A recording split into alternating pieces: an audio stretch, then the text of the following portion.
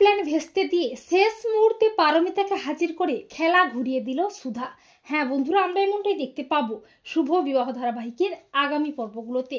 তেজের মুখ দিয়ে আসল সত্যিটা বের করানোর জন্য তেজের সাথে ইমনের মিথ্যে বিয়ের আয়োজন করে সুধা। আর ইমন তো বিয়ের আনন্দে বেশ খুশি। সুধা বিয়ের সমস্ত আয়োজন শুরু করে দেয়। আলতা উৎসবের আয়োজন করে সুধা, কিন্তু তেজ প্রচন্ড খেপে যায়। তেজ ইমনকে বলে, তুমি এক্ষুনি এ বাড়ি থেকে বেরিয়ে যাও, কোনো বিয়ে হবে না, না তুমি চিরকুটের মা আর না আমি চিরকুটের বাবা। এরপর সুধা বিভিন্নভাবে চেষ্টা করে চিরকুটের আসল পরিচয় জানার জন্য।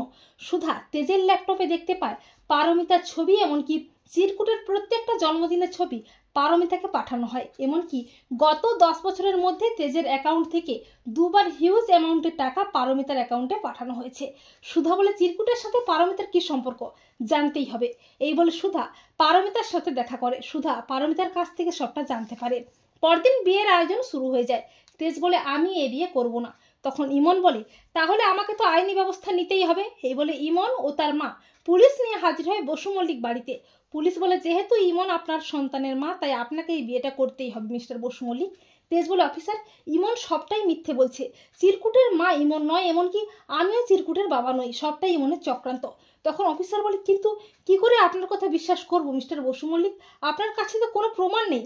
আর ঠিক তখনই পারমিতাকে নিয়ে হাজির হয় সুধা।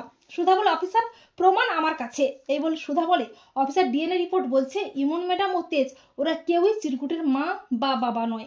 তখন ইমন বলে, তাহলে তুমিই বলো সুধা, চিরকুটের মা বাবাকে। তখন পারমিতা চিৎকার করে বলে, চিরকুটের মা আমি। পারমিতাকে দেখে সবাই অবাক হয়ে যায়।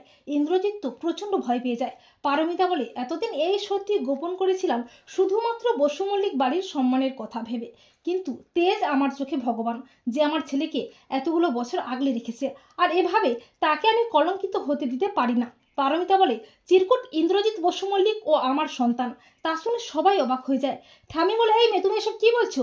তখন তেজ বলে, হ্যাঁ ঠাম্মি, পারমিতা যা বলছে একদম সত্যি। ইন্দ্রজিৎ মিথ্যের নাটক শুরু করে। তখন ঠাম্মি ইন্দ্রজিৎকে আচ্ছা করে চড় কষিয়ে বলে, কুলাঙ্গার, তুমি এক্ষুনি এ বাড়ি থেকে বেরিয়ে যাও। আর পুলিশ প্রতারণার অপরাধে ইমন ও তার মাকে অ্যারেস্ট করে টানতে টানতে থানায় নিয়ে যায়। তো বন্ধুরা, তোমরা এটাই চাও তো যে ইমনের প্ল্যান ভেস্তে দিয়ে শেষ মুহূর্তে পারমিতাকে হাজির করে খেলা যেন ঘুরিয়ে দেয় সুধা? কমেন্ট করে এক্ষুনি জানিয়ে দাও তোমাদের মতামতটি।